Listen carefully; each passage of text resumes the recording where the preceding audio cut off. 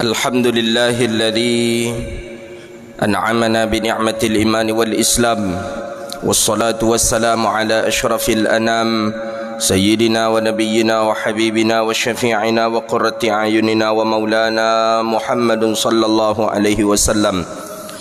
اللهم صل على سيدنا محمد الفاتح لما أغلق والخاتم لما سبق ناصر الحق بالحق والهادي إلى صراطك المستقيم صلى الله عليه وعلى آله وصحبه حق قدره ومقداره العظيم. اللهم بك أصبحنا وبك نحيا وبك نموت وإليك النشور. أصبحنا على فطرة الإسلام وعلى كلمة الإخلاص وعلى الدين نبينا محمد صلى الله عليه وسلم. رضينا بالله ربا وبالإسلام دينا وبمحمد صلى الله عليه وسلم نبيا ورسولا. أما بعد. Puja dan puji syukur kita kepada Allah. Alhamdulillah, di waktu yang mulia ini Allah izinkan kita bisa duduk di rumah Allah ini, melaksanakan salat fardu subuh secara berjamaah dan dilanjutkan dengan majlis ilmu. Mudah-mudahan duduk kita di sini mendapatkan ampunan dari Allah Subhanahu wa taala hendaknya. Amin ya rabbal alamin. Salawat dan salam ke Nabi yang agung, Nabi yang mulia, Rasulullah Muhammadun sallallahu alaihi wasallam. Allahumma salli wa sallim ala nabiyyina Muhammadin wa ala alihi wa sahbihi ajma'in. Salawatu rabbi wa salamuhu alaika ya sayyidi wa ya habibi ya Rasulullah. Bapak Ibu hadirin yang dirahmati Allah, lanjutan kajian kita kitab Muwatta Al-Imam Malik rahimahullahu ta'ala, bab hadis pembahasan Jami'ul Wudu'. Sebelumnya hadis tentang batal atau tidakkah wuduk seseorang yang memakan atau meminum sesuatu yang dimasak dengan api. Itu minggu yang lalu. Minggu yang lalu hadis makan atau minum dari sesuatu yang dimasak oleh api, apakah membatalkan wuduk atau tidak? Ada dua qaul, dua hadis. Nabi pernah makan sesuatu daripada daging, roti dan daging, kemudian setelah itu Nabi tidak berwuduk. Dalam satu hadis, Nabi ketika diajak oleh salah seorang sahabat ke rumahnya di waktu zuhur, sebelum zuhur Nabi dihidangkan makanan, kemudian akan solat zuhur Nabi berwuduk. Setelah zuhur dilanjutkan makan lagi. Setelah dilanjutkan makanan, waktu asar pun masuk dan Nabi tidak berwuduk. Jadi kemarin itu kesimpulan bahawa tidak batal wuduk apabila kita memakan sesuatu yang dimasak dengan api, kecuali dalam qaul mazhab selain mazhab Syafi'i dan mazhab Imam Ahmad bin Hanbal, itu memakan daging onta. Memakan daging onta itu disunnahkan dalam mazhab Syafi'i untuk berwuduk. Dalam mazhab Hanafi itu diwajibkan berwuduk. Kenapa? Ada yang mengatakan daging onta itu panas, kata dia. Panas, tambah pula ketika kalau kita tidak berwuduk maka agak gerah, apa tu? Gerah atau ya agak gerah ya. Kurang selesai tu, apa bahasa kita itu?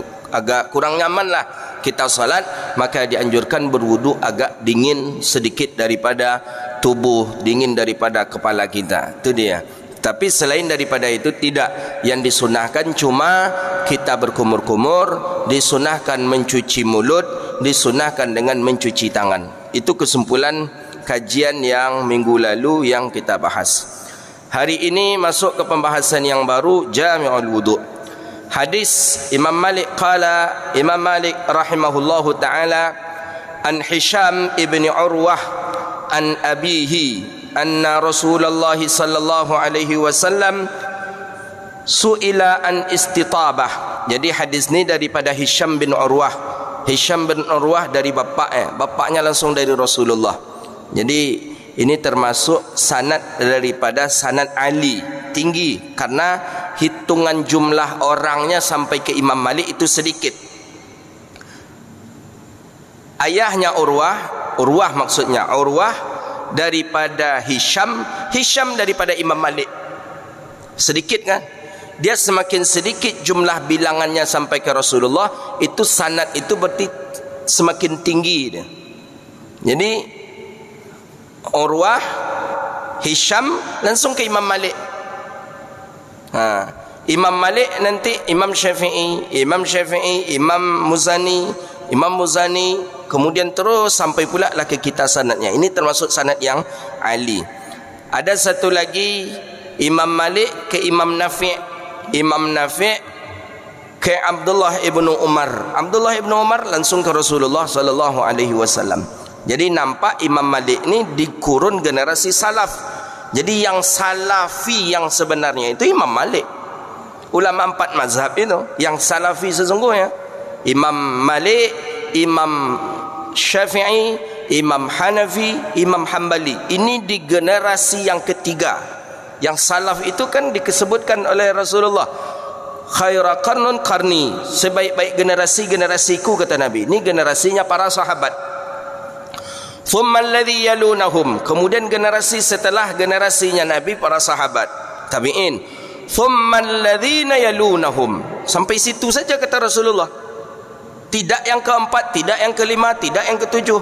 Ini yang generasi salaf itu. Generasi sahabat, tabi'in, atba'ut tabi'in. Siapa dia generasi ini? Itulah dia Imam Malik, Imam Syafi'i, Imam Hanafi, Imam Hanbali. Buktinya orang ini 3 nama saja sampai ke Rasulullah. Kita sudah berapa nama baru sampai ke Rasulullah? Jadi kita ni bukan salaf, enggak, kita ni khalaf. Khalaf man ba'da salaf, orang setelah salaf itu khalaf. Jadi yang salafi asli itu ya ulama 4 mazhab. Kini kawan awak tu naknya punya mazhabnya mengaku salafi. Tu kadang menciluk-ciluk nama tu yang tak elok kadang. Buat sekolah Syafi'i tapi tak berkunut. Macam mana caranya? Oh, ada Syafi'i yang tak berkunut. Cuba cari satu saja ulama mazhab Syafi'i yang tak berkunut. Sehingga ada pula di kita ni S1, S2, S3-nya di Madinah, doktor di Madinah. Kata dia, bapa ibu saya ni Syafi'i tapi saya tak berkunut. Dek jamaah dia nak tantu Syafi'i. Kau iyo juga cenyo. Oh iyo berarti ada Syafi'i nak berkunut. Jemaah aku belum nak mengerti. Jemaah aku nak mengaji. Mana ada ulama mazhab Syafi'i yang tak berkunut? Coba hitung mulai dari Imam Syafi'i sampai kepada hari ini, orang yang mengaku mazhab Syafi'i pasti dia berkunut. Orang yang mengaku mazhab Syafi'i pasti dia pakai usolli salatnya. Dia mengaku mazhab Syafi'i pasti pakai sayyidina. Dia mengaku mazhab Syafi'i pasti zikir jahar. Coba lihat kalau tak percaya. Mana ada buktinya? Siapa ulama mazhab Syafi'i yang tak berkunut? Coba satu saja sebutkan. Dari kurun dahulu dari Imam Syafi'i ada sampai hari ini, siapa ulama mazhab Syafi'i yang tidak berkunut? Seluruhnya berkunut. Jadi saya ni mazhab saya Syafi'i tapi saya tak berkunut. Apa lu caranya dia? Mana mungkin itu? Jadi jadi Hisham. Jadi yang generasi salaf tu jelas dia. Kita ni khalaf. Gitu dia. Jadi sedikit-sedikit kita mengikut manhaj salaf. Manhaj salaf seperti apa manhaj salaf? Ikuti ulama 4 mazhab. Itu betul anda mengikuti ulama salafus salih. Anna Rasulullah sallallahu alaihi wasallam, kata Urwah, Nabi sallallahu alaihi wasallam ditanya tentang istitabah. Istitabah ni istinja, membersihkan kemaluan depan dan belakang. Membersihkan kemaluan setelah buang air kecil dan buang air besar. Dibersihkan. Bagaimana caranya ya Rasulullah? Apa yang harus kami lakukan ya Rasulullah? Kata baginda Nabi sallallahu alaihi wasallam, qala awala yajidu ahadukum thalathata ahjarin? Adakah kalian mendapatkan batu, salah seorang kalian mendapatkan batu dengan 3 batu? Itu dah cukup. 3 batu. Jadi zaman Rasulullah, di zaman baginda Nabi air susah, hujan jarang, sungai jauh, sumur pun susah, tak semua orang punya sumur. Cara istinja ya dengan 3 batu. Nabi menunjukkan kepada sahabat Urwah, Nabi menunjukkan kepada orang yang bertanya di hadapan Urwah tadi, cukup dengan 3 batu saja tak apa-apa. Dah selesai itu kata dia. Kalau dalam mazhab Syafi'i, kalau tak ada 3 batu, 1 batu tapi 3 seginya. 3 sisinya. Sisinya 3 sisi itu boleh. Laplah dengan sisi pertama, laplah sisi kedua, lap dengan sisi yang ketiga. Setelah itu buang. Jadi bawa lo pulang lah, jangan dipinjam ke kawan. Bawa batu yang nyancurnya pinjam cuy. Kami ingat waktu di pesantren dulu. Jadi pergi ke toilet asrama takut jauh. Malam-malam kita nak buang air kecil macam mana? Nah, anak santri lah, jadi besoknya baru paginya disiram lagi. Jadi ketika itulah tanya batu, ada batu unconya. Ada batu unconya. Kalau orang salah dengar, dia sangka ada orang santri itu main batu domino. Padahal enggak. Kalau lah bertanya batu malam itu batu untuk istinja itulah. Itu hadis pertama. Hadis yang kedua. Jadi ini pembahasan mana yang terlebih afdal sebenarnya, memakai batu atau memakai air. Tetap menurut ulama memakai air terlebih afdal, akan tetapi mengumpulkan keduanya itu terlebih afdal. Itu seperti hadis yang sudah kita bahas sebelumnya, mengumpulkan keduanya dengan memakai batu terlebih dahulu, setelah itu kita memakai air, itu yang terlebih afdal. Itu dia. Karena dengan batu tadi, air najis tadi terangkatnya. Seperti contoh umpama kotoran seperti cairan tadi itu terangkat dengan batu. Setelah itu barulah kita siram dengan memakai air. Cuma tak mungkin wak kemana-mana bawa batu kan. Curiga pula kawan-kawan apa dia bawa batu yang gugur. Tapi ya begitulah sebenarnya kesunahan daripada baginda Nabi sallallahu alaihi wasallam. Jadi menurut daripada Imam Taqaddimul istinja'u sunnah indal Hanafiyah. Ternyata daripada istinja itu tidak pula seluruh ulama mengatakan itu hukumnya wajib. Ternyata yang mewajibkan istinja itu mazhab Syafi'i dengan mazhabnya Imam Hambali. Menurut mazhabnya Imam Syafi'i, mazhab kita Syafi'i, mazhabnya Imam Hambali, buwujub kullu minhuma, wajib kita beristinja. Wajib dengan air itu wajib, atau tak ada air dengan batu wajib. Tapi menurut mazhabnya Imam Hanafi dan Imam Malik itu disunnahkan. Disunnahkan di sini maksudnya nampaknya sunnahnya itu dengan taslis dengan 3 kali. Istinjaknya tetap wajib, tapi dengan 3 kalinya itu disunnahkan, tapi di kita wajib hukumnya. Jadi sekali, 2 kali, 3 kali itu wajib. Jadi tak boleh sekali saja, ambil air sekali itu saja, jangan. Jadi ambil air sekali, ulang balik 2 kali, ulang balik 3 kali. Itu hukumnya wajib menurut mazhabnya Imam Syafi'i dan Imam Ahmad bin Hanbal. Hadis berikutnya, qala an Malik ibni Anas radhiyallahu ta'ala an rahimahullahu ta'ala an Ala ibni Abdurrahman an abihi an Abi Hurairah radhiyallahu ta'ala an. Imam Malik daripada Imam Ala ibni Abdurrahman, daripada ayahnya Abdurrahman, daripada Abi Hurairah radhiyallahu taala anhu. Apa kata Abi Hurairah? Anna Rasulullah sallallahu alaihi wasallam kharaja ila maqbarah. Ini jelas. Nabi sallallahu alaihi wasallam keluar untuk pergi ke maqbarah. Maqbarah ni pekuburan. Kuburan tu maqbarah namanya. Di sana banyak orang-orang dikuburkan. Itu apa namanya? Maqbarah. Hadis ni sahih. Nabi keluar rumah, tujuan Nabi memang ke makbarah. Makbarah memang tujuan Nabi ziarah kubur. Ini dalil. Nampak di hadis ni, kharaja ila makbarah. Nabi keluar rumah menuju pekuburan. Bukan Nabi keluar rumah menuju masjid, enggak. Nabi keluar rumah pergi ke rumah teman, kemudian Nabi sambilan ke ziarah kubur, enggak. Nabi langsung kharaja ilal maqbarah. Nabi keluar daripada rumah menuju tempat pemakaman atau kuburan. Ini dalil ni. Sampaikan ke Wahabi ini dalil ni. Ini hadisnya sahih ni. Sampaikan ke dia, kata dia tak ada ziarah-ziarah kubur doang. Bagaimana hadis ni? Kemana hadis ni kalian buang?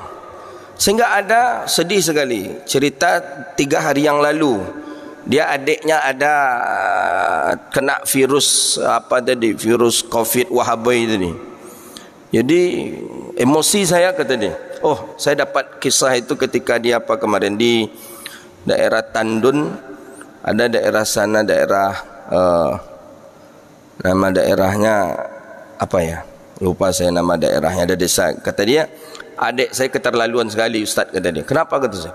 Ayah kami meninggal dunia, kami biasanya kan ziarah kubur. Sebelum puasa, setelah puasa, setelah salat hari raya itu, kami ziarah kubur. Kami ajak adik kami ini, kata dia. Ajak adiknya ini, kata bapak ni, saya ajak adik saya. Dia ikut. Dia bawa anaknya, dia bawa istrinya, dia bawa keluarga, ikut dia. kami mendekati kuburan, dia tidak. Dia berdiri saja dekat mobilnya menengok makam. Yang meninggal tu ayah kami loh. Kuburan yang kami lihat tu ayah kami. Tak mau dia mendekat ke kuburan ayah tu, tak mau dia. Saya panggil, dek sinilah, dekatlah ke kuburan ayah, doakan ayah ni hanya. Tak, saya dari sini ajalah, kata dia. Jadi dia, abang ini cerita ke saya, bahayanya pemahaman ini kalau masuk ke keluarga kita. Ayah ni, kata dia, sampai emosi dia, sampai nak memang sempat dia pukulnya. Ayah ni, kata dia, kenapa engkau ni? Ndaknya, saya doakan ayah tu dari sini ajalah, kata. Tak perlu datang ke situ tu, kata dia. Tak ada ziarah-ziarah kubur ini pun tak ada ni, kata dia. Tak ada, kata dia. Dia, anak dia di mobil, dia berdiri saja di dekat berdiri saja dia di dekat dekat mobilnya. Abangnya, keluarganya yang lain mendekat ke makam ayahnya. Sinilah, kata dia. Ndak, saya di sini aja, kata dia. Ndak ada tu, kata dia. Ziarah kubur ni mana ada ni, tak boleh, kata dia. Doa tu dari mana saja bisa, kata. Tak harus kita pergi ziarah ke kuburan seperti itu, kata dia. Ni tengok hadis ni. Dia menceritakan ke saya tentang bahayanya virus itu. Kalau sempat masuk itu tu ke dalam keluarga kita, bahaya. Suami istri bisa cerai, anak melawan ke ibu bapa, silaturahmi pun putus dibuatnya. Nih, tengok hadis nih. Bagaimana? Pernahkah Nabi ziarah kubur? Nabi ziarah kubur. Kharaja ilal maqbarati, Nabi keluar untuk ziarah kubur. Maqbarah itu kan pekuburan. Faqala, Nabi berkata, apa kata Rasulullah? Assalamualaikum darul qaumil mu'minin, wa inna insyaallahu bikum lahikun. Nabi membaca salam. Salam ni biasanya kepada orang hidup. Assalamualaikum, jumpa kita dengan kawan, Assalamualaikum. Kan untuk orang yang hidup biasanya salam. Salam kepada orang hidup, Assalamualaikum, Assalamualaikum.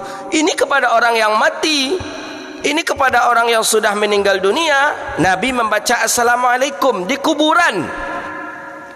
Sahabat, kalau dalam riwayat yang lain, sahabat ada yang protes, ya Rasulullah, fa innahum mayyitun. Mereka ini kan sudah mati, ya Rasulullah. Mereka ini kan sudah meninggal dunia. Untuk apa kita mengucapkan salam lagi? Kepada siapa salam kita itu, ya Rasulullah? Dijelaskan oleh baginda Nabi, mereka itu mendengar, tapi mereka tidak menjawab. Iya, mereka mendengar. Nabi faham orang-orang di kubur itu mendengar. Kalau tidak, takkan diucapkan oleh Rasulullah Assalamualaikum. Tapi mereka tidak menjawab. Kenapa tak menjawab? Ya, kalau mereka menjawab, mungkin kita pun sudah lari terbirit-birit. Ya kan, ziarah awak ke makam ayah awak, ke makam datuk kita, ke makam mak kita. Assalamualaikum ya, Assalamualaikum mak, Assalamualaikum tuk, Assalamualaikum tuk uci. Apa jawabnya? Seandainya dijawab, Waalaikumsalam cu, je bila cu datang, ya? Bila cucu datang, kata dia, takut nak kita? Takut. Maka tu tak jawab, mendengar, didengar. Maka Nabi mengatakan Assalamualaikum, selamat di atas kamu, hei orang-orang mukmin. Wa inna insyaallahu bikum lahikun, sesungguhnya dengan izin Allah, dengan kamu pun, kami pun akan menyusul. Kami pun menyusul, kami pun nanti akan seperti kalian, kata Rasulullah. Widuttu anni qad ra'aitu ikhwanina, aku menginginkan melihat saudara-saudaraku, kata Rasulullah. Dilanjutkan oleh Nabi, aku ingin melihat saudara-saudaraku, kata Rasulullah. Ikhwanina. Faqalu, sahabat bertanya, ya Rasulullah, alasna bi ikhwanika? Ya Rasulullah, bukannya kami ini saudara engkau? Ini terjadi dialog di kuburan ini. Bukannya kami ini saudara engkau, ya Rasulullah? Qala bala antum ashabi. Ya, tapi kalian tu sahabat aku, kata Rasulullah. Kalian sahabat aku, kata baginda Nabi. Apa maksud daripada sahabat? Sahabat Nabi ada 3 definisinya. Man laqiyan Nabi, orang yang berjumpa dengan Nabi. Wa mu'minan bihi, beriman dengan Nabi. Wa mata 'alal Islam, dan mati dalam keadaan Islam. 3 ini definisi sahabat Nabi. Man laqiyan Nabi, beriman dengan Nabi, berjumpa dengan Nabi. Wa mu'minan bihi, beriman dengan Nabi. Wa mata 'alal Islam, dan meninggal dalam keadaan Islam. Bala antum ashabi, ya kalian itu sahabatku, kata Rasulullah. Ini menunjukkan, kata para ulama, bahawa martabat yang tertinggi setelahnya Rasul itu adalah sahabat. Jadi kita ni tidak ada apa-apa dibandingkan sahabat Nabi. Makanya Nabi mengatakan bala. Nabi bukan mengatakan la, enggak. Nabi tidak mengatakan tidak, kalian bukan saudaraku, kalian adalah sahabatku. Nabi tidak mengatakan itu. Tapi Nabi mengatakan bala, ya, akan tetapi kalian sahabatku, kata Rasulullah. Jadi kalau begitu, di sahabat Nabi itu ada dua di dalamnya. Saudara pun dapat, sahabat pun dapat. Di kita sahabat tak dapat, cuman saudara saja.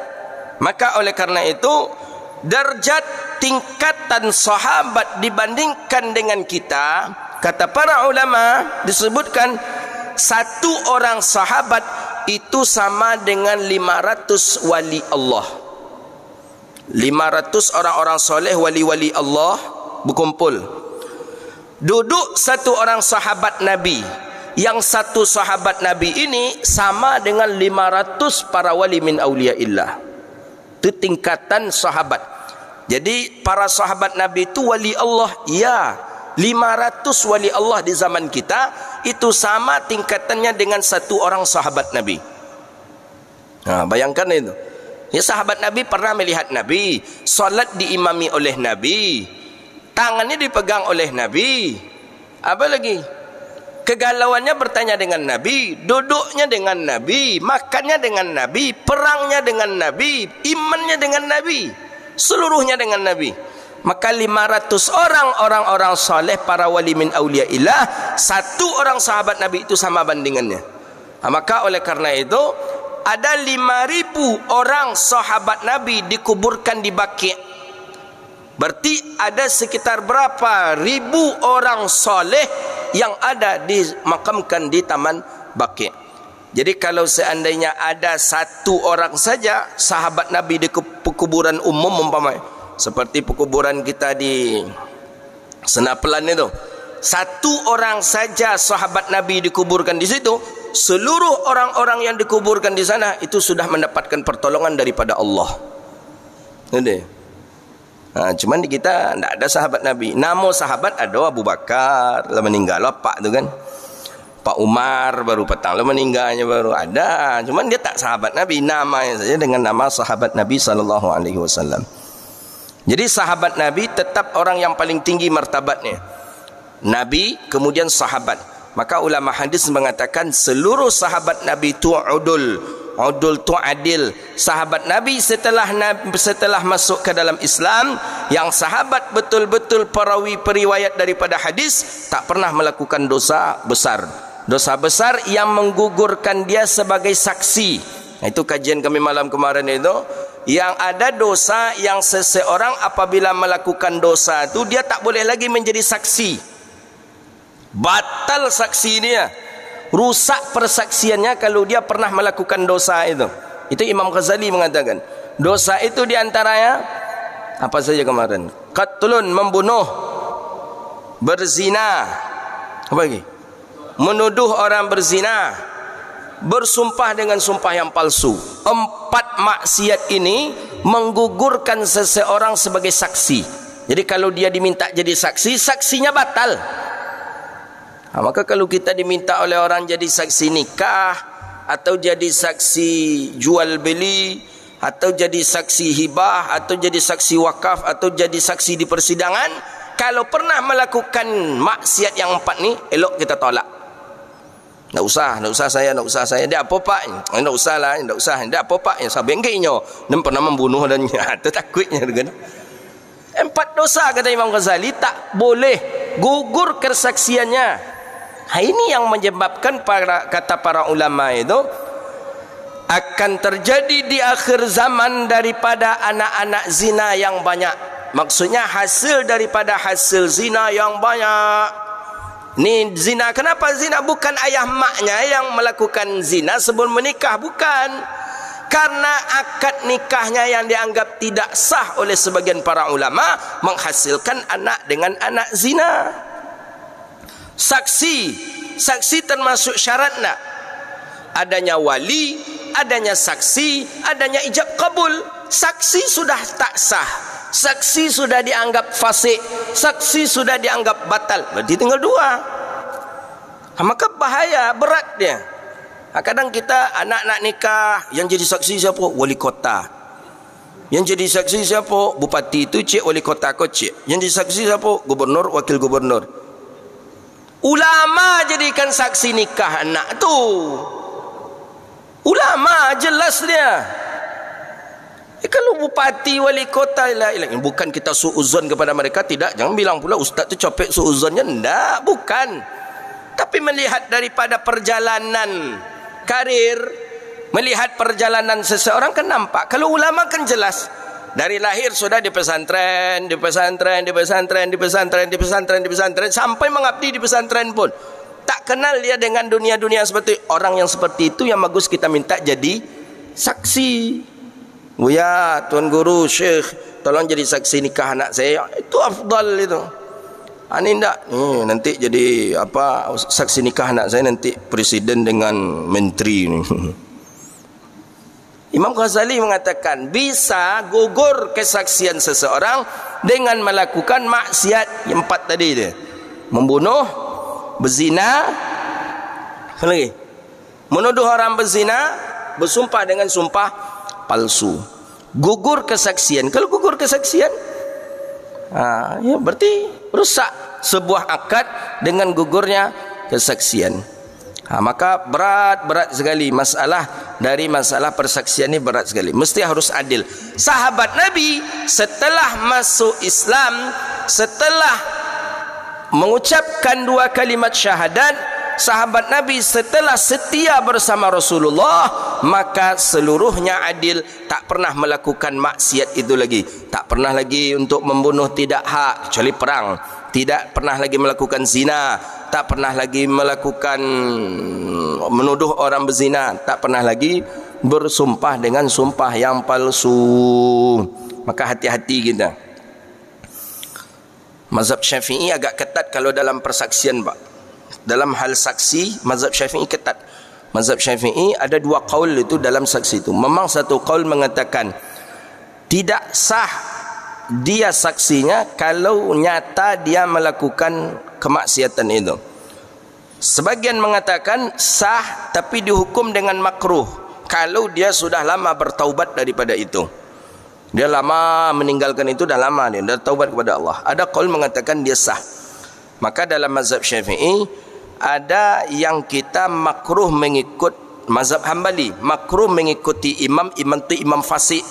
Mana yang imam fasik? Imam yang pernah melakukan maksiat besar. Dia seorang imam salat, dulu perangainya dia pernah berzina, naudzubillah. Dia dulu pernah sumpah palsu, dia pernah membunuh, pernah menuduh orang melakukan zina. Makruh kita mengikuti sang imam. Yang makruh ni bagi orang yang tak mengetahui. Tapi kalau bagi orang yang mengetahui atas perangainya tadi, maka itu tidak sah menurut Imam Ahmad bin Hanbal. Itu dia. Cuma tak mungkin kita tanya lu ke imam tadi kan. Mam pernah berzina dulu mam ni. Dulu ni imam tadi sembahyang lah di lopuk ada kan. Bang keluar dari masjid ke kata imam tadi.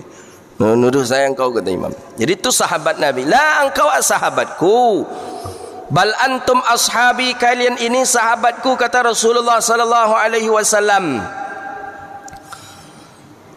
Wa ikhwanuna alladhi lam ya'tu ba'du. Sesungguhnya saudara ikhwan tu sahabat, ikhwan tu saudara kami, saudara kita kata Rasulullah, alladzina lam ya'tu, orang yang tidak datang dia setelah aku, maksudnya tak berjumpa dengan aku, dia ada setelah aku tak ada. Itu dia. Ada orang tu setelah aku tak ada lagi, ya macam kita lah. Kita ada setelah Nabi sudah meninggal dunia sallallahu alaihi wasallam. Wa ana faradtuhum 'alal haudi, dan aku menunggu mereka di telagaku kata Rasulullah. Jadi kita ni nanti ditunggu oleh Nabi di telaga Nabi. Nabi punya telaga. Kata ba'dal ulama, seluruh Nabi itu punya telaga. Tapi yang paling besar telaganya itu adalah telaganya Nabi Muhammad sallallahu alaihi wasallam. Apa nama telaga Nabi? Kautsar. Telaga Kautsar itulah telaganya Rasulullah sallallahu alaihi wasallam. Kita ditunggu oleh Nabi. Hadis ini sahih ini. Wa anna faratuhum dan aku dan saya, kata Rasulullah, menunggu mereka. Siapa mereka? Saudara-saudara tadi, ikhwanina tadi. Kita ditunggu oleh Rasulullah sallallahu alaihi wasallam ala haudi, di pinggir daripada haudi, telaga Rasulullah. Faqalu, mereka berkata, ya Rasulullah, kata sahabat masih agak kurang senang karena Nabi tadi ikhwanina, kata Nabi, bukan ashabina. Kaifa ta'rifu man ya'ti ba'duka min ummatik? Bagaimana mungkin engkau mengenali orang-orang yang datang setelah engkau ini, ya Rasulullah, daripada umat engkau? Bagaimana cara engkau kenal dengan mereka sedangkan engkau tak berjumpa dengan mereka dan mereka pun tak berjumpa dengan engkau? Bagaimana mungkin engkau bisa kenal dengan mereka, ya Rasulullah? Kata sahabat, qala, kata baginda Nabi, ara'aita law kana li rajulin khailun. Ara'aita, adakah engkau lihat jikalau ada seorang laki-laki memiliki kuda putih, yang kuda putih itu berada di tengah-tengah kuda hitam yang banyak. Kuda hitam ni semuanya. Di tengah-tengah kuda hitam yang banyak ni ada kuda putih yang satu. Ala ya'rifu khailuh? Kenal tak pemiliknya dengan kuda dia tadi? Kenal tak kira-kira? Kuda kita kuda putih tu. Kuda kita yang putih ni berada di tengah-tengah kuda hitam semua. Kuda hitam semua. Kuda kita putih berada di tengah-tengah kuda yang hitam tu. Tahu tak kita yang mana kuda kita? Tahu. Jadi kata Rasulullah, adakah engkau ketahui bahawa ada kuda putih yang berada di sekitar kuda yang hitam banyak? Kuda hitam banyak, kuda hitam. Ada kuda putih. Tahu tak engkau? Tahu tak pemiliknya dengan kuda putih itu? Bala ya Rasulullah. Ya, mereka tahu ya Rasulullah. Dia tahu dengan kudanya yang putih itu ya Rasulullah. Kata Nabi, fa innahum ya'tu yaumal qiyamati gharal muhajjalina minal wudu'. Begitu pula lah dengan umatku, kata Rasulullah, fa innahum ya'tun, mereka itu datang pada hari kiamat nanti gharal muhajjalina minal wudu', mereka bercahaya daripada wudu'nya. Jadi kita ni nanti Nabi tahu siapa yang ikhwan, siapa yang saudara Nabi, siapa yang umat Nabi. Nanti Nabi tahu di sekian gelap gulita wajah orang, di sekian banyak orang-orang hitam semuanya, tapi ada yang putih, yang bercahaya, yang memantulkan cahaya. Itulah umat Nabi Muhammadun sallallahu alaihi wasallam. Wa anna faratuhum alal haudi, aku menunggu mereka di telagaku. Ya Rabb, mudah-mudahan kita termasuk bagian daripada hadis ini. Amin ya rabbal alamin. Fala yudhannanna rajulun an haudi kama yudhannul ba'ira dhallu. Mereka tidak akan tersalah, umatku tadi tidak akan tersesat dia sebagaimana tersesatnya onta yang terusir. Kata baginda Nabi, dia tidak akan diusir, tak akan diusir oleh malaikat. Kalian pergi sana jauh-jauh, pergi jauh-jauh ke sana. Enggak.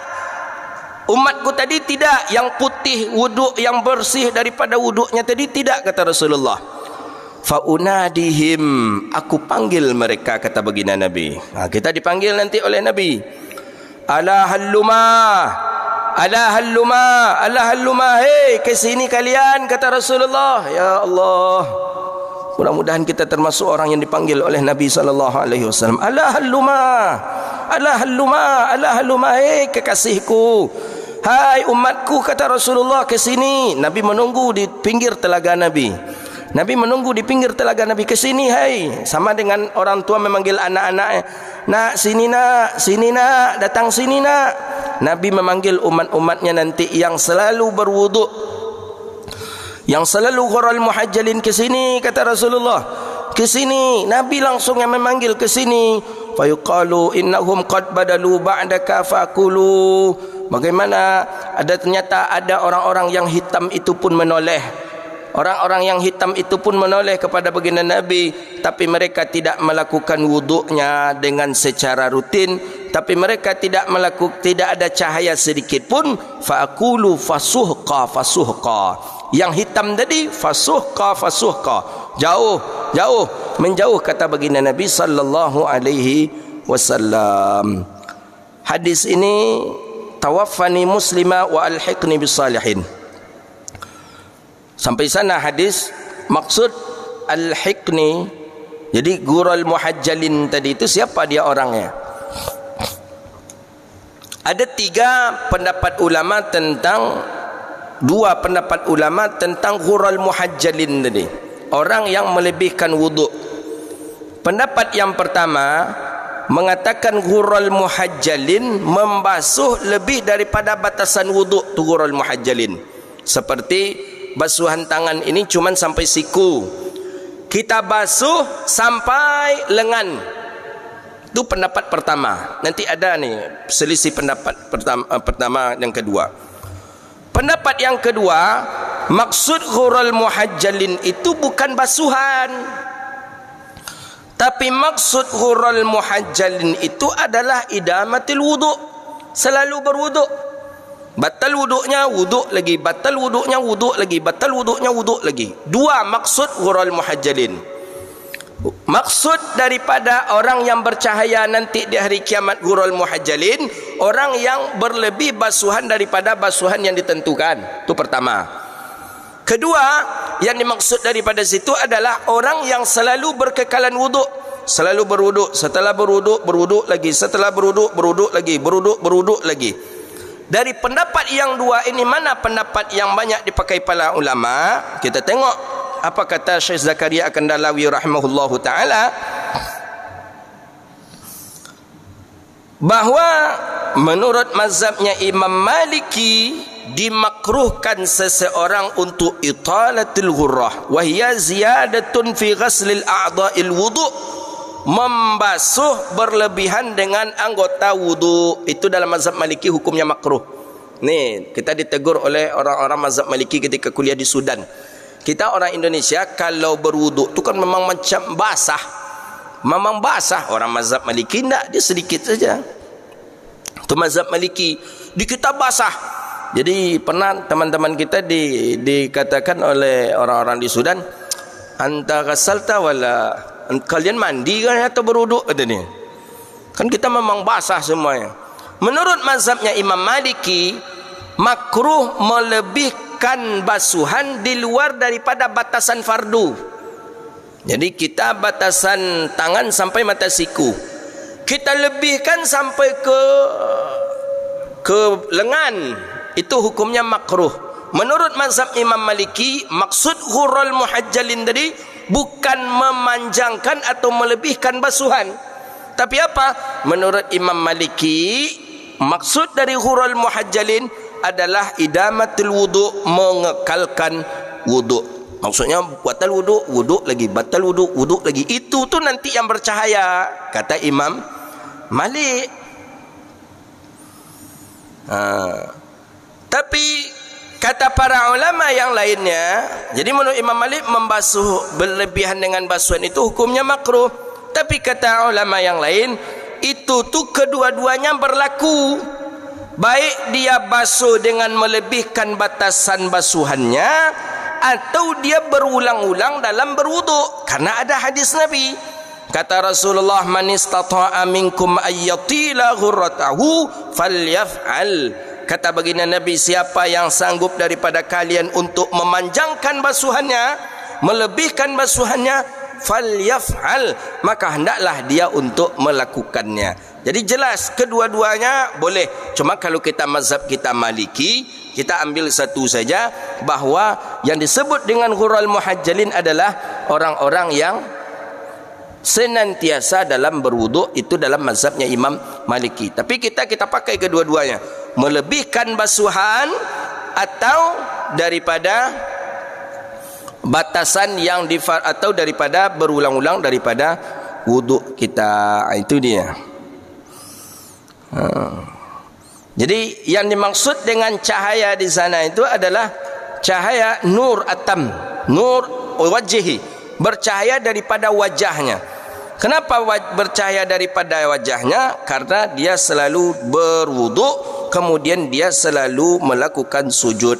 Maka kata hadis daripada Ibni Abdul Bar, ummati yaumal qiyamah, kata Rasulullah, ghurram minas sujud wal mahjulun wal muhajjaluna minal wudu'. Kata Nabi SAW, sesungguhnya umatku nanti pada hari kiamat dia bercahaya daripada wajahnya karena sujud dan daripada wajahnya karena berwudu. Jadi yang bercahaya itu nanti di hari kiamat. Di dunia bagaimana? Ya bisa saja, karena disebutkan oleh musannif, wal jam'u indi bi anna al wajha yatanawara bil wudu, karena bahwa sesungguhnya wajah ini bercahaya dengan wudu, sebagaimana jidat kita nanti bercahaya juga sekalian wajah karena sering diletakkan untuk sujud. Jadi nanti wajah ni bercahaya karena wudu, tapi nanti bagian jidat kita ni lebih tajam lagi cahayanya, lebih kencang lagi cahaya daripada cahaya yang ada di jidat kita, kuat cahaya. Maka kata para ulama, biasanya iblis itu atau serupa dengan itu tidak sanggup memandang jidatnya anak Adam, maksudnya manusia. Ada yang mengatakan harimau pun seperti itu katanya. Harimau pun menangkap orang selama ini dari belakang. Harimau kalau ingin menerkam orang dari belakang, dia tidak sanggup berhadap-hadapan dengan kita. Kenapa tak sanggup berhadapan dengan kita? Karena ada nur, ada cahaya di jidat kita, dan cahaya itu semakin sering kita membawanya sujud, maka semakin teranglah dia. Ya seperti handphone sering ya dicas, habis baterai dicas, atau seperti yang sedang bagus itu maka cahayanya tadi kuat ya. Ada yang mengatakan dalam kitab Nuzhatul Majalis bahwa di jidat kita inilah di sini Nur Muhammad. Kenapa Nur Muhammad ada di jidat? Awalnya Nur Muhammad itu adanya di punggung Nabi Adam. Ini agak tinggi gajinya sedikit, ini tak apa-apalah, sarapan pagi kita ini. Awalnya Nur Muhammad itu di punggung Nabi Adam. Dia kan antara Nur dengan Nabi Adam, ada di dalam satu riwayat lebih dulu Nur Muhammad dibandingkan jasad Nabi Adam. Sebagaimana riwayat daripada Jabir bin Abdullah dalam hadis itu. Apa awal diciptakan oleh Allah ya Rasulullah? Awal sesuatu yang diciptakan oleh Allah sebelum diciptakan apa-apa. Kata sahabat kepada Nabi, Nabi menjawab, nuri. Yang awal diciptakan oleh Allah adalah nur aku, cahaya aku, kata Rasulullah sallallahu alaihi wasallam. Berarti lebih dulu nur daripada jasad Nabi Adam. Jadi ketika itu Nabi Adam pun diciptakan. Nur tadi diletakkan di punggung Nabi Adam. Ini di dalam kitab Nuzhatul Majalis fi Nakhaif Nafais, Imam Abdurrahman As-Saifuri. Diletakkan di punggung. Ketika diletakkan di punggung tadi, Nabi Adam kalau berbicara dengan umatnya, Nabi Adam kalau berbicara dengan hambanya, Nabi Adam ini membelakangi umatnya. Kenapa? Karena di punggung tadi itu Nur Muhammad. Jadi orang tu memandang kepada Nur Muhammad, bukan kepada wajah Nabi Adam. Jadi Nabi Adam itu berbicara dulu bukan seperti kita hari ini. Tapi kalau berbicara, Nabi Adam mengarah ke tembok, kemudian umatnya, jemaahnya menghadap ke punggung Nabi Adam. Itu dalam kitab Nuzhatul Majalis. Kurang enak rasanya Nabi Adam seperti itu. Ya indah, kurang lomak lah. Sama dengan kita, awak bercakap je orang, tapi awak di belakang ada orang tu, lomak tak? Oh, tak enak kita. Awak bercakap je orang tadi, kita berbicara dengan dia, tapi kita di belakangnya mana enak kita. Akhirnya kata Nabi Adam, ya Rabbi, Tuhanku, kata Nabi Adam, pindahkanlah Nur Muhammad ini, jangan di punggung aku. Aku tidak merasa enak berbicara dengan hamba-hambaku, aku tak enak berbicara dengan umatku. Pindahkanlah dia. Dipindahkanlah pertama kali Nur Muhammad itu ke jubhah ke jidat kita. Maka itulah sampai hari ini kita berbicara berhadap-hadapan seperti ini. Kenapa? Karena ada Nur Muhammad di sini kita. Dipindahkan ke mana lagi? Panjang ceritanya itu. Itu amunya buat nasi kunyang, amunya pulang ke rumah. Panjang dia lagi, nanti dipindahkan lagi ke mana-mana. Akhirnya itulah salah satunya asbab kita tasyahud, mengangkat tangan ketika illallah itu setelah banyaknya transaksi, banyaknya transformasi Nur Muhammad itu sampai ke ujung jari Muhammadar Rasulullah. Kan kita tasyahud dalam mazhab Syafi'i kan dianjurkan mengangkat itu.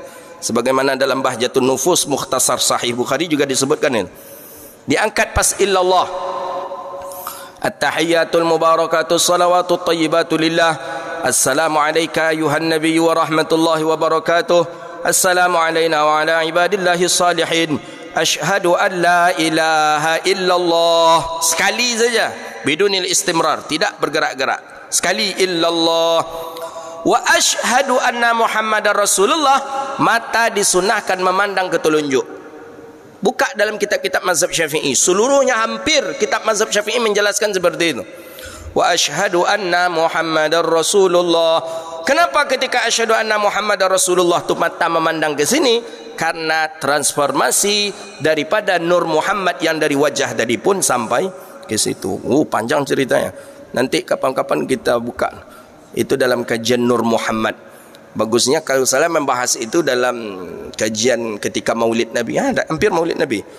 Muharram, Safar, Rabiul Awal. Kita buka kitab, ada kitab yang berjudul syarah daripada Syarah Barzanji. Kemudian ada lagi dalam Nuzhatul Majalis, itu asal muasal Nur Muhammad itu. Itu dia memandang. Jadi bukan persaksian tadi itu juga mengangkat dia karena menyaksikan Allah itu satu. Kemudian memandang itu ternyata tidak cukup saksi itu dengan hati, ternyata persaksian itu mesti dilihat dengan mata. Kalau jadi bagaimana dengan orang yang fatuba, kata musannif rahimahullah, fatuba liman, maka berbahagialah, beruntunglah liman bagi orang yang bercahaya wajahnya di dunia dan di akhirat. Beruntung orang yang bercahaya wajahnya di dunia dan di akhirat. Maksud di sini sudah jelas bahwa orang yang asyaddut tanwira, orang yang bercahaya daripada jubhahnya, jidatnya, karena dia melaksanakan sujud, bukan berarti harus hitam. Enggak. Ini jidat harus hitam, gosok-gosok kalau sejadah dikuatkan, gosokkan ke lantai. Enggak, bukan. Min athari sujud tu bukan daripada athari sujud di dunia ini berbekas hitam. Bukan. Ini ada orang yang mengatakan ya bekas hitam. Tanda-tanda orang soleh itu hitam di jidatnya. Enggak. Tidak pernah kita membaca riwayat yang seperti ini. Tapi maksud athari sujud apa maksudnya? Nanti di yaumil qiyamah, orang-orang yang sering meletakkan dahinya sujud, mereka nampak bercahaya daripada dahinya. Jadi bukan hitam di dunia, enggak. Itu salah ini. Pemahaman seperti itu salah. Akhirnya karena memang harus hitam jidat, diambil letak ke sini. Tidak, bukan. Tanda itu nanti di yaumil qiyamah, bukan di dunia. Hitam di dunia tidak. Maka oleh karena itu menurut Imam Malik rahimah, kemudian menurut Imam Malik maksud ghurral muhajjalin tadi adalah orang yang selalu memudawamah atau orang yang selalu memulazamahkan daripada wuduknya. Kemudian disebutkan lagi Nabi mengucapkan kalimat assalamu alaikum wa inna insyaallahu bikum lahikun. Nabi mengatakan ada kalimat lahikun. Lahikun itu menjumpai, menghubungi. Maka seperti doa Nabi Yusuf. Apa doa Nabi Yusuf alaihi salam? Qala tawaffani muslima wa alhiqni bis salihin. Ini doa yang juga kita dianjurkan untuk selalu membacanya. Tawaffani musliman, wafatkanlah kami dalam keadaan Islam, wa alhiqni bis salihin, dan jumpakanlah kami, hubungkanlah kami dengan orang-orang salihin. Itulah dia. Kemudian disebutkan kenapa Nabi mengucapkan kalimat salam? Fa inna ru'yata ashabil kubur annahu ja'a tasawwur lahikin. Qila kasyafa lahu alaihi salatu wassalam alimul arwahu kulluha. Nabi tentu lebih mengetahui. Allah bukakan kasyafah bagi Rasulullah. Nabi mengetahui arwah-arwah yang ada. Nabi mengetahui orang-orang yang sudah meninggal dunia bahawa mereka pun masih dalam keadaan hidup dan bisa mendengar daripada salam kita. Hidupnya tentu berbeda alam. Kita hidup di alam dunia, mereka hidup di alam kubur. Hadza wabillahi at-taufiq wallahu a'lam bissawab. Ada pertanyaan silakan, 7 minit. Ada, Tengku silakan. Assalamualaikum warahmatullahi.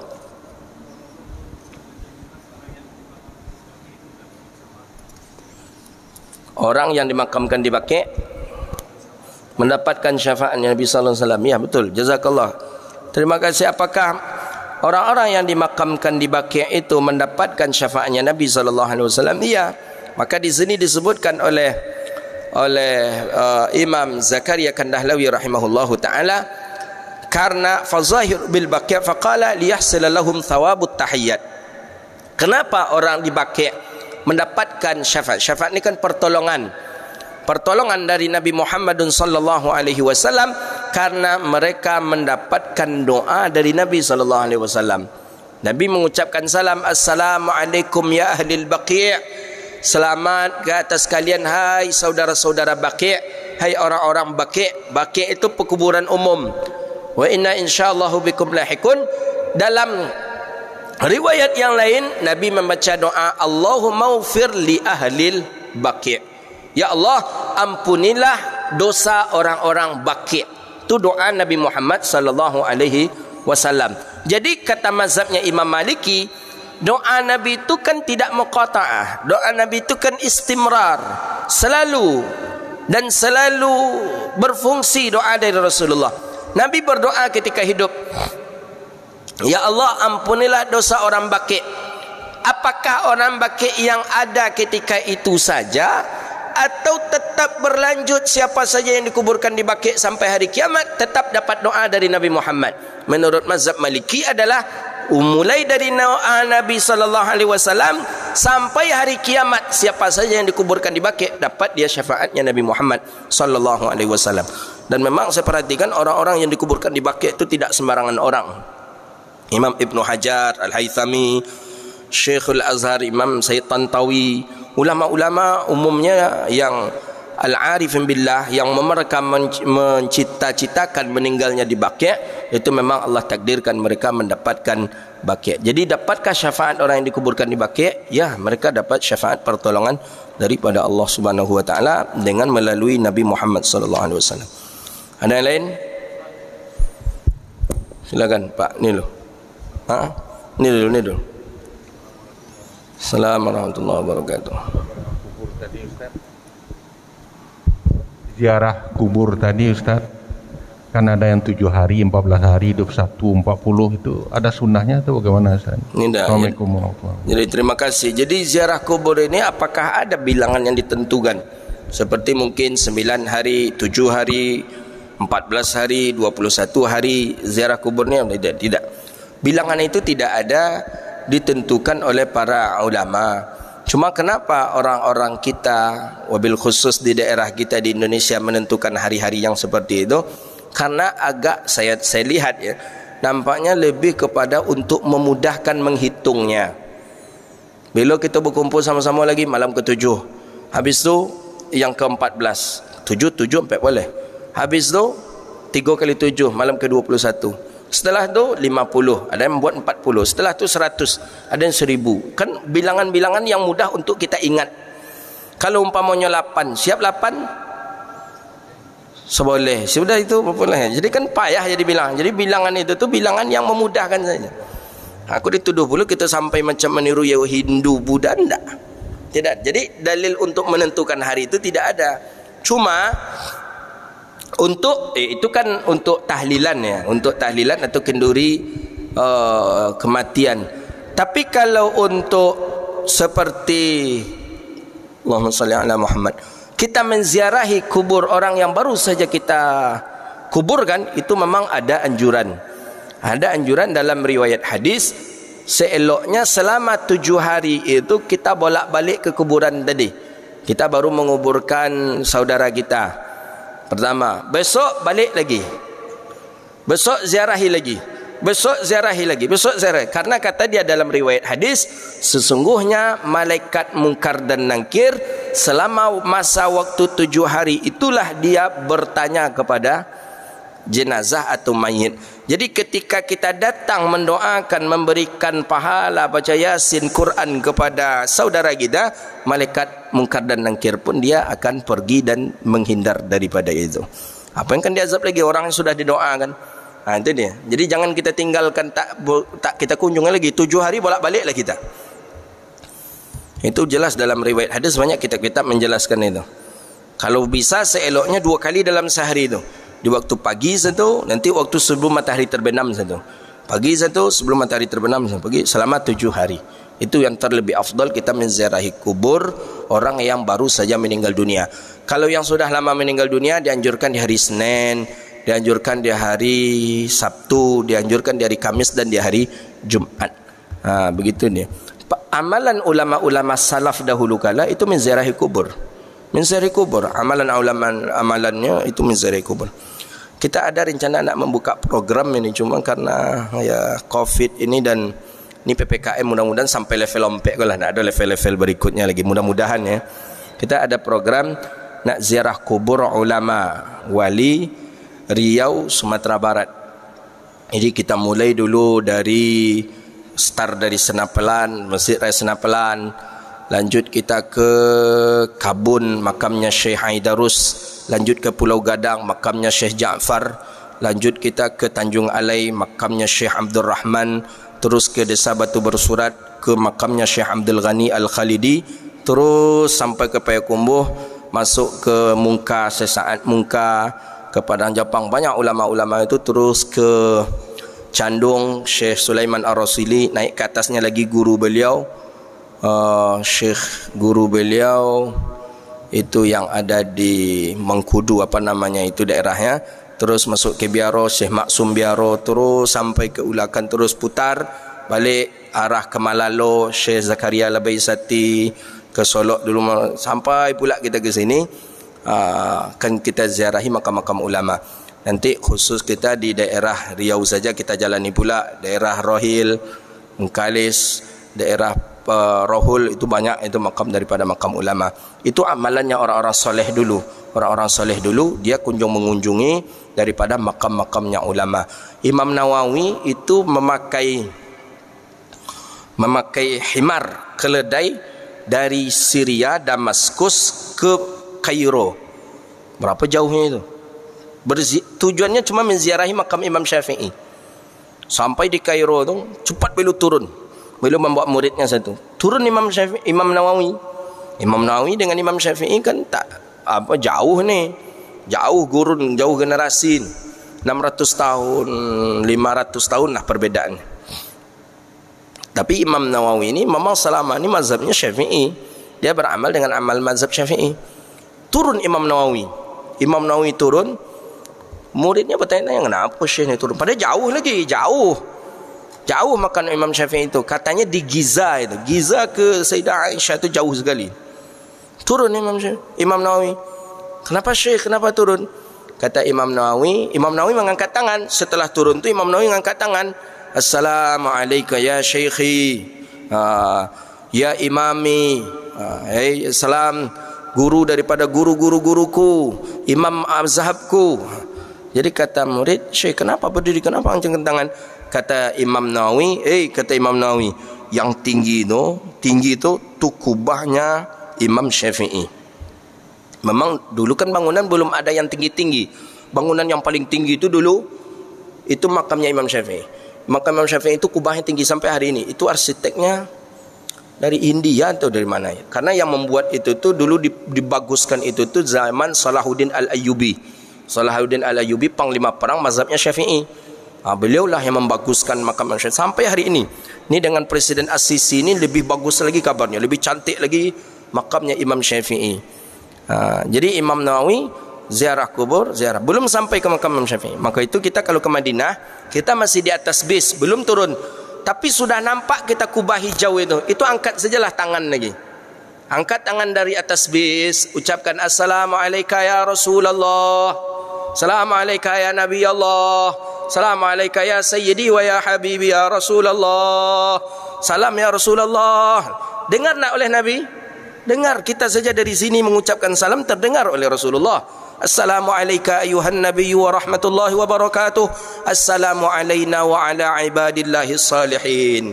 Ketika sampai di Madinah, nampak kubah hijau itu langsung angkat tangan kita. Orang yang rindu selama ini pasti ketika itu sudah ingin turun bis dan ingin berlari-lari ke makam Nabi sallallahu alaihi wasallam. Mudah-mudahan Allah izinkan kita kembali ziarah ke makam Nabi kita. Allah izinkan kita berdoa di hadapan makam Nabi kita. Allah izinkan kita bisa salat di Taman Raudhah Nabiuna sallallahu alaihi wasallam. Jadi Imam Nawawi tadi turun dan Imam Nawawi pun mengucapkan kalimat salam dan Imam Nawawi mendekatkan dan Imam Nawawi berziarah. Jadi Imam Nawawi ziarah kubur. Maka sampaikan ke sekolah-sekolah yang membuat nama Nawawi itu, kalian berdusta di atas Imam Nawawi. Kalian buat nama Imam Nawawi nama sekolah kalian, tapi ternyata kalian jauh amalan kalian dengan amalannya Imam Nawawi. Berdusta, buhtanan azima, dusta yang sangat besar. Kalau kita jujurlah, kenapa tidak kalian naikkan saja nama Syekh Albani? Kenapa tidak kalian buat saja sekolah kalian Muhammad bin Abdul Wahab? Kenapa tidak kalian buat saja sekolah kalian Ibnu Taimiyah? Kenapa ulama-ulama ahlu sunnah yang bersih daripada takfir, yang bersih daripada tabdi', yang bersih, yang suci, yang mereka bersih daripada amalan-amalan seperti yang kalian tuduhkan itu, kenapa itu yang kalian buat? Berarti kalian sendiri tidak percaya dengan jualan syekh kalian itu takkan laku. Coba buat pondok pesantren Syekh Albani. Kalau memang kalian ingin membesarkan punya kalian, buat pondok pesantren Muhammad bin Abdul Wahab. Wahabi, jelaskan wahabinya langsung. Kalau memang kalian baik, pasti akan ada. Tapi kenapa kalian pakai punya ulama-ulama ahlu sunnati wal jamaah? Kenapa kalian buat pondok pesantren Bukhari, pondok pesantren Syafi'i, pondok pesantren Nawawi? Kenapa? Kenapa kalian tidak pede dengan syekh kalian? Coba tanya itu kepada mereka itu. Buhtan itu, pendusta itu. Kita pun tidak izinkan dan tidak redha kita. Mereka buat nama-nama ulama-ulama sufi, mereka buat nama ulama-ulama mazhab Syafi'i. Ternyata mereka menyerang amalan-amalan ulama ahlu sunnah wal jamaah. Hadza wabillahi at-taufiq. Itulah kajian kita, mudah-mudahan bermanfaat. Terakhir silakan Ustaz, masalah istinja nih Ustaz. Jadi tatkala kita dalam perjalanan, kita singgahlah ke SPBU gitu ya, kita lihat ada air itu, tapi kita ragu tentang air itu Ustaz. Apakah kita boleh istinja dengan tisu Ustaz? Terima kasih Ustaz. Nah, jadi pertama tentu dengan air itu harus kita pakai lebih dahulu. Ya, ragu pun tinggalkan keraguan kita. Ragu kita kenapa? Ragu kita karena umpamanya kita nampak, maaf, anjing dekat dengan keluar daripada toilet tadi, itu keraguan kita diterima. Tapi keraguan syak kita itu karena airnya sedikit saja umpamanya, atau sudah separuh, tetap kita dibolehkan menggunakan air. Tisu tadi, ulama kontemporer memang membolehkan daripada memakai tisu. Akan tetapi di sana disyaratkan oleh para ulama bahawa tisu itu tidak mengangkat air najis. Jadi dalam arti kata, dia tidak mensucikan tapi mengeringkan saja. Jadi ketika kita buang air kecil, lap dengan tisu, itu sekedar kering. Tapi asar, bekas daripada air najis itu masih ada tinggal di dalamnya. Maka tetap kita dengan memakai air, setelah itu untuk lebih meyakinkan kita pakai tisu, tak apa-apa. Baik, itulah kajian kita, mudah-mudahan bermanfaat. Rabbana atina fid dunya hasanah wa fil akhirati hasanah wa qina adzabannar. Allahumma faqihna fid din wa 'allimna at-ta'wil wa hdina ila siratikal mustaqim. Rabbana hab lana min ladunka rahmatan wa hayyi lana min amrina rasyada. Allahumma barik lana fi auladina wa dhurriyyatina wahfazhum wa la tadurruhum wafiqna wa fiqhum li ta'atik warzuqna birrahum bi rahmatika ya arhamar rahimin. Allahumma arzuqna warzuq ahlana warzuq sihatan li ahlana ولأمهاتنا ولآبائنا يا أرحم الراحمين. اللهم إنا نعوذ بك من جهد البلاء ودرك الشقاء وسوء القضاء وشماتة الأعداء. ربنا ظلمنا أنفسنا وإن لم تغفر لنا وترحمنا لنكونن من الخاسرين. ربنا آتنا في الدنيا حسنة وفي الآخرة حسنة وقنا عذاب النار. وصلى الله على نبينا محمد وعلى آله وصحبه أجمعين. سبحان ربك رب العزة عما يصفون والسلام على المرسلين والحمد لله رب العالمين. Demikian, mohon maaf. Wabillahi taufiq wal hidayah wa ridha wal inayah. Assalamualaikum warahmatullahi wabarakatuh. Silakan sarapan.